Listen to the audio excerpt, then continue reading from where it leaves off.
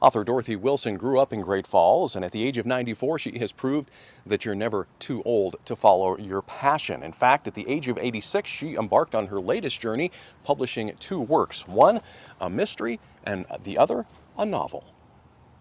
These are the roads we traveled in Montana. Oh, geez. Dorothy Wilson's atlas documents nearly a century of living. A life as a banker, military wife, and civil servant eventually turned the page to a pursuit of a lifelong passion. I never had dreams of being an author. All my life in grade school, I got introduced to poetry. And then later in high school and later in my young life, I started writing short stories, and all I ever wrote was short stories. The glass entry door had missing panels and peeling paint. At 86, she penned The Green Tunnel, a murder mystery set in Great Falls that follows Blackfeet Native GFPD officer Travis as he tracks down a serial killer. So many books, the male detective is macho man, and so I wanted to make him a Blackfeet Indian.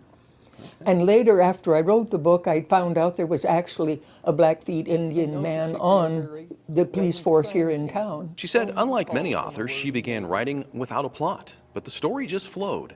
She added twists at the end and was pleased with the reviews, even getting a thumbs up from an actual Great Falls police detective. A fiery orb broke the horizon. Her second offering hits closer to home. My mother had such an extraordinary life, and she told me stories all my life about her childhood. And I got to thinking about it, and I said, that would make a great book. One Life, One Century chronicles the life and times of Bertie Moore. Her name was Albertine Rosaline Clawitter, and she hated the name with a passion. From moving to America from Germany to growing up in Big Sandy, even to meeting Charlie Russell, who wanted to hear her stories of trading with Native Americans. While she's telling him, he's sketching away on his pad. And when he got done, he handed her a picture of a horse. And she said, oh, that's nice, horse. So she went home, and the next time they came back to visit Charlie, she handed him a sketch of a horse. She said, see, I can draw too. Dorothy says her mom was a feminist, working on the farm for half the pay of men and eventually doing odd jobs in Great Falls to help support the family back home. She had a knack for calling square dances, which finally paid off. She volunteered for 11 years before she got so popular they had to hire her.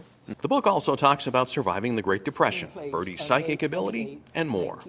Both books are available through Amazon. A third book, a sequel to The Green Tunnel, is in the works. The third one I'm trying to write now, I have hit horrible writer's block.